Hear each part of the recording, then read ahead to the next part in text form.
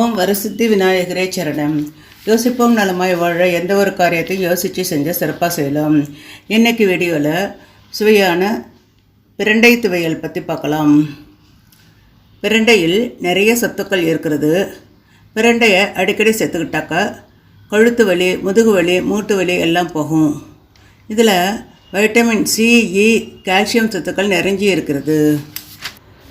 1 cup கடலை பருப்பு, 1/4 cup தேங்காய் துண்டுகள், 5 வரமிளகாய், புளி நெல்லிக்காய் சைஸுக்கு.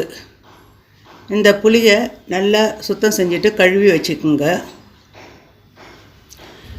எலசு பிரண்டையை கட் பண்ணி எடுத்துகிட்டு வந்திருக்கேன். ஒரு 5-6 துண்டுகள் கட் பண்ணி எடுத்துகிட்டு வந்திருக்கேன். பிரண்டை எலசாக இருக்கிறதுனால இதில் சைடில் இருக்கிற தோலை எல்லாம் கட் பண்ண வேண்டியதில்லை, சீவி எடுக்க வேண்டியதில்லை. முத்திய பிரண்டையாக இருந்தாக்கா சைடில் இருக்க தோலெல்லாம் எடுக்கணும்.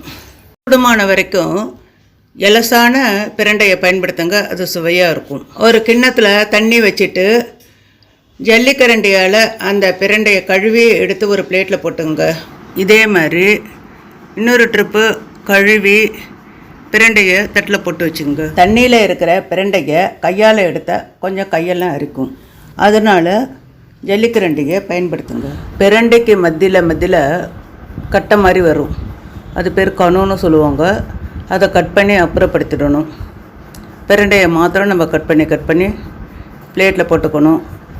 அந்த கணுக்குள்ள எல்லாம் கூட வேறு ஒரு பிளேட்டில் போட்டு அதை அப்புறப்படுத்திடணும். நாம் பயன்படுத்துகிறது பிரண்டையை மாத்திரம்தான்.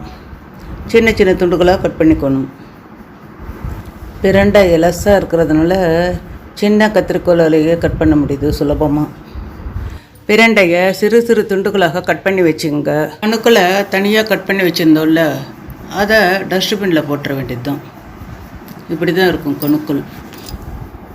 ஒரு கடாயில் 1 ஸ்பூன் எண்ணெயை விட்டு பிரண்டையை வருங்க. ஸ்டவ்வு மீடியம் சைஸில் வச்சுருங்க. இப்போ நல்லா வறுக்கணும்.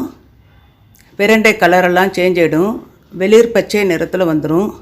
இப்போ ஒரு பிளேட்டில் எடுத்துருங்க. ஒரு கடாயில் கடலைப்பருப்பை போட்டு வறுக்கணும். கொஞ்சம் பொன்னிறமாக வர்றதுக்கு முன்னாடியே தேங்காய் துண்டுகளையும் போட்டுடுங்க. இப்போ வறுத்துட்டே இருக்க பொன்னிறமாக ஆகும். ஸ்டவ்வை மிதமான தீயில், அதாவது மீடியம் சைஸில் வச்சுட்டு பொருள்களெல்லாம் வறுக்கணும். அதுலேயே 5 வரமிளகாய் வச்சுருந்தோம்ல, அந்த 5 வரமிளகாயும் இதிலையே போட்டுருங்க. 2 கிளறி ஸ்டவ்வை ஆஃப் பண்ணிவிடுங்க. வரமிளகாய் கடாயில் இருக்கிற சூட்லேயே நல்லா வறுபட்டுடும். எல்லாத்தையும் ஒரு பிளேட்டில் போட்டு ஆற வச்சுடுங்க. நாம் வச்சுருந்த புளியையும் சேர்த்துடுங்க, கொஞ்சம் உப்பையும் சேர்த்துட்டு மிக்ஸி ஜாரில் அரைச்சிடுங்க. கடுகு கருவேப்பிலை தாளித்து பிரண்டை துவையலில் சேர்க்கணும்.